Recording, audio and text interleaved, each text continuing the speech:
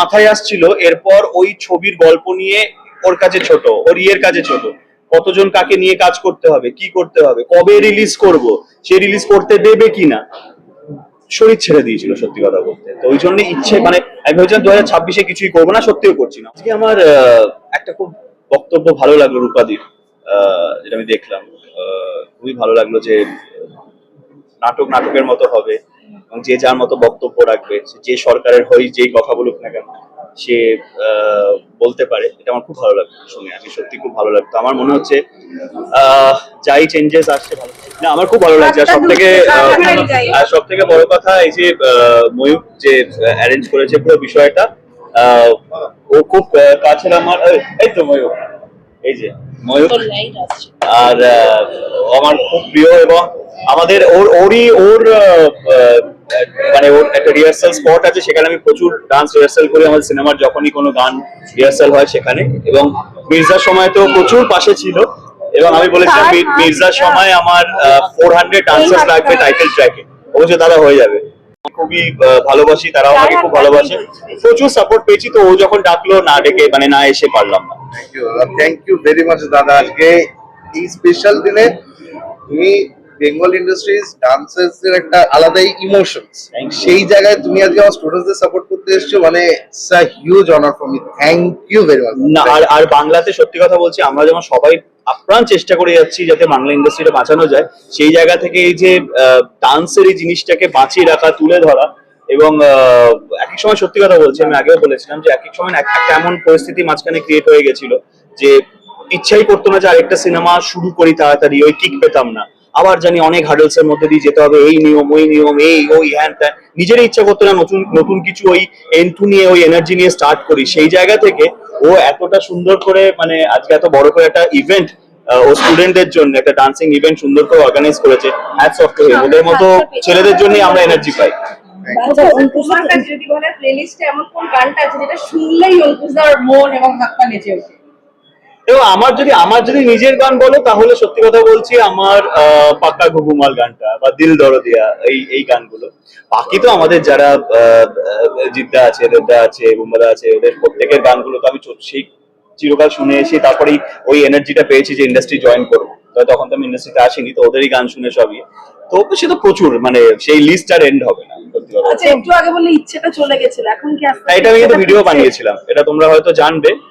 নারী চরিত্র পর আমি একটা ভিডিও বানিয়েছিলাম যে যখন 2026-এ আমার কোনো সিনেমা রিলিজ করছি না, কারণ সেই সময় মানে একটু মন খারাপ হয়েছিল এবং বলেছিলাম যে একটা সময় তাও মনে হতো যে ওকে নেক্সট শুরু করি, কি করব।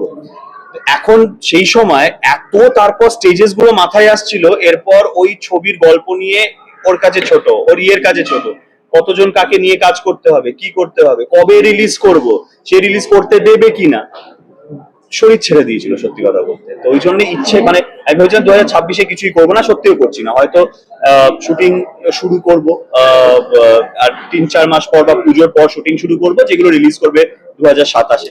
আর এখন তো একটু মনে হচ্ছে সব ঠিকঠাক দিকে এগোচ্ছে।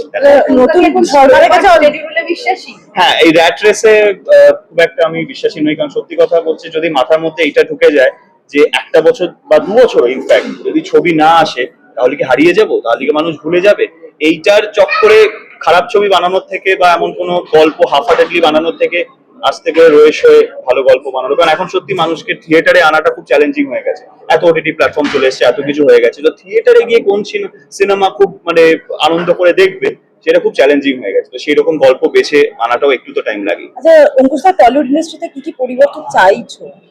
আজকে আমার একটা খুব বক্তব্য ভালো লাগলো রূপাদির, যেটা আমি দেখলাম, খুবই ভালো লাগলো যে নাটক নাটকের মতো হবে এবং যে যার মতো বক্তব্য রাখবে, যে সরকারের হয়ে যেই কথা বলুক না কেন সে বলতে পারে। এটা আমার খুব ভালো লাগলো শুনে, আমি সত্যি খুব ভালো লাগতো। আমার মনে হচ্ছে যাই চেঞ্জেস আসছে ভালো দিকেই আসছে, let's hope for the best. আর অবভিয়াসলি ইন্ডাস্ট্রিতে এটাই আমি আগে অনেকবার বলেছি যে পরিবর্তনটা আমরা চিরকাল আশা করব, সেটা হচ্ছে যে আর যাই হোক, যাই নিয়ম আসুক, যেটাই আসুক, সেটা কোনো নিয়ম কোনোদিন প্রডিউসার যাতে সিনেমা না বানাতে পারে, প্রডিউসারের উপর প্রেশার পড়লো, যে কোনো টেকনিশিয়ানদের উপর প্রেশার পড়লো, সিনেমাটা কম্প্রোমাইজ হলো, আলটিমেটলি গিয়ে কোনো নিয়মই সেটা জাস্টিফাই করতে পারবে। হবে না। সো নিয়ম হয়তো অবভিয়াসলি কোনো না কোনো নিয়ম থাকবে, but everything has to be for the betterment of the film.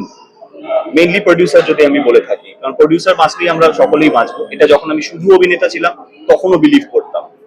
এই রিসেন্টলি দুটো ছবি প্রডিউস করেছি বলে এখন প্রডিউসারদের মতো কথা বলছি তা না, যখন শুধু অভিনেতা ছিলাম আমি তখনও বলেছিলাম। আমি নিজেও রিয়েলাইজ করতে পারছিলাম যে আমিও কাজ তখনই পাবো যখন প্রডিউসার আমাকে ডেকে কাজ দেবে, তার জন্য প্রডিউসার বাঁচাটা খুব ইম্পর্টেন্ট। সো এই অল দ্য নিয়মস, যেই নিয়ম থাকুক, যাই রুলস থাকুক, it has to be in such a way যে যাতে ভালো করে সিনেমাটা হতে পারে, তাতে যেন কোনো বাধা না থাকে। আচ্ছা অঙ্কুশ, এই বিষয়কে রুদ্রদার সাথে বা পাপিয়ালির সাথে তুমি কখনো আলোচনায় বসবে? তোমার যে মত, রুদ্রদার সাথে তো এই নিয়ে চিরকালই কথা হয়ে আসছে আমার। রুদ্রদা বাড়িতে আড্ডা হোক, যেটাই হোক, সেটা তোমার বিবাহ অভিযানের সময় হোক বা অন্যান্য সময় হোক, তো রুডির সাথে সবসময় এই নিয়ে কথা হয়। তো এবার অবভিয়াসলি আমি খুব খুশি যে যাদের মোটামুটি এখন দায়িত্ব দেওয়া হয়েছে বাংলা ইন্ডাস্ট্রির, তাদের সাথে তো আমি বহুদিন ধরে তাদের সাথে আমার চেনা জানা, স্পেশালি রুডি যদি আমি বলি, তাদের মানসিকতাটাও আমি জানি। যেমন আজকে আমি বললাম যে রূপাদের আজকে খুব ভালো লাগলো আমার বক্তব্যটা, তো যদি এরকম মানসিকতার লোকজন হাল ধরে, so I will be very happy. আমি বিশ্বাস করো, আমি ন্যাগিং করছি না। আমি এই বিষয়টাকে আমি নিজের জন্য আর বলছি না, আগেও বলেছি কিছু, আর এগুলো আমি ন্যাগিং মনে হয়, আমি সেগুলো বলছি না। কিন্তু যে পরিস্থিতিটা আমি বুঝতে পারছিলাম যে কোন দিকে এগোচ্ছে, সেটাতে আমি বুঝতে পারছিলাম যে ছবি করা, প্রযোজকদের ক্ষেত্রে ছবি করা, ছবি প্রপার রিলিজ করা এটা মুশকিল। যেমন এই যে কত কোটি টাকার বাজেটের ছবি হবে, ফর এক্সাম্পল, অ্যাকচুয়ালি কত কোটি টাকার বাজেটের ছবি হবে এটা বাইরের কেউ ডিসাইড, বা সেই অনুযায়ী তাকে সেই পজিশনিং করা হবে, একটু মুশকিল হয়ে যায়। কারণ আজকে শুনতে অঙ্কটা 2 কোটি 3 কোটি মনে হয়, কিন্তু কারুর কাছে 200 কোটি টাকা আছে, সে একটা 2 কোটি টাকার ছবি বানাচ্ছে, আর কারুর কাছে 50 লক্ষ টাকা আছে, সে কষ্ট করে 2 কোটি টাকার ছবি বানাচ্ছে। তখন কিন্তু এই 2 কোটি টাকার ভ্যালুয়েশনটার মধ্যে অনেক ডিফারেন্স চলে আসে। তো অবভিয়াসলি যার কাছে এত টাকা আছে, সে একটা এমনি জাস্ট 2 কোটি টাকার ছবি বানিয়ে দিল, সে বেশি সংখ্যক ইয়ে পাবে, বেনিফিট পাবে। আর যে কষ্ট করে 2-2.5 কোটি টাকা ছবি বানিয়েছে, যার কাছে ছিলই 50 লক্ষ টাকা, ওখান থেকে মার্কেট থেকে টাকা তুলে একটা ভালো ছবি বানাতে, সে কি জায়গা পাবে না? তো সুতরাং কোথাও না কোথাও আমার মনে হয় যে বাজেট ওইভাবে ডিসাইড হয় না। বাজেট কখনো অঙ্কে ডিসাইড হয় না, একটা ছবির ভ্যালু কখনো তার বাজেটে ডিসাইড হয় না, কখনো না। তো সুতরাং একটা ভালো ছবি ভালো জায়গা পাওয়া উচিত সবসময়। আর আমি যেটা আগেও বলেছি, মানে বারবার বলেছি, যে প্রযোজকরা যাতে শান্তি মনে সিনেমা বানাতে পারে। আজকে আমার টাকা লগ্নি হয়ে আছে, আমি বানাচ্ছি, আমি ডিসাইড করব এই ছবিটা ভালো করে বানাতে গেলে সে কত টেকনিশিয়ান লাগতে পারে, কবে রিলিজ হতে পারে, কবে কি হতে পারে, সেটা আমরা ডিসাইড করব। আর এই যে একসাথে ক্ল্যাশ হওয়ার বিষয়টা ডিস্ট্রিবিউটর এক্সিবিটররা বুঝে নেবে। সবার ছবি তো সেম মেরিট হয় না। আজকে আমাকেও বুঝতে হবে, ফর এক্সাম্পল আমার সাথে বড় কোনো নায়ক বা বড় কোনো প্রযোজকের ছবি ক্ল্যাশ হচ্ছে, আমি গায়ের জোর নিয়ে তার থেকে বেশি রিলিজ আশা করব, বা রাজওয়ারি দেখে বলবো আমি তার থেকে বেশি রিলিজ, এটা আমার বোকামি। আমার বুঝতে হবে যে আমার ছবিটা তাদের তুলনায় কোথাও না কোথাও একটু পিছিয়ে, বা কোথাও না কোথাও সেই, তো আমাকে যা শো টাইমিং দেবে আমি রাজি হয়ে যাবো। That's it. এটা তো এক্সিবিটর ডিস্ট্রিবিউটরের ডিসাইড করবে, চিরকাল তাই হয়ে এসছে, তাতে কোনোদিন আমাদের মধ্যে কোনো ইস্যু হয়নি। তো আমার মনে হয় যার না কোনো টাকা লগ্নি করা আছে, না কিছুই আছে, যারা সিনেমাটাও বোঝে না, তারা এসে বলে দেবে কবে রিলিজ, কবে কি, কত বাজেট, এটা বন্ধ হওয়া উচিত, বন্ধ হয়ে গেছে আমার মনে হয়। অঙ্কুশদা, আজকে বারবার নন্দনে কথা হয়েছে মেধার নিরিখে ছবি পাওয়া নিয়ে এবং ছবি মুক্তি নিয়ে।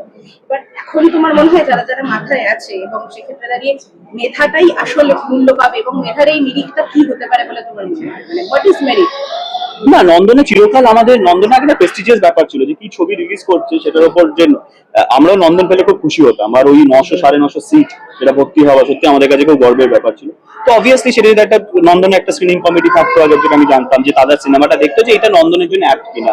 সেইটা আস্তে আস্তে কাস্টিং এর দিকে চলে গেল। কাস্টিং কারা কারা আছে, তারা আমাদের পছন্দের কিনা, এইগুলো এমনি ছবির মেরিট কি, যেটা কিরকম মেরিট, কারা কারা ফ্যামিলি নিয়ে দেখতে আসতে পারবে কিনা, সেই রকম একটা ব্যাপারে ছিল যে নন্দনে এটা চালানো যাবে কিনা। কিন্তু সেটা যখন কাস্টিং এর দিকে চলে গেল, যে ও থাকলে হবে না, ও থাকলে হবে না, সেটা অন্য।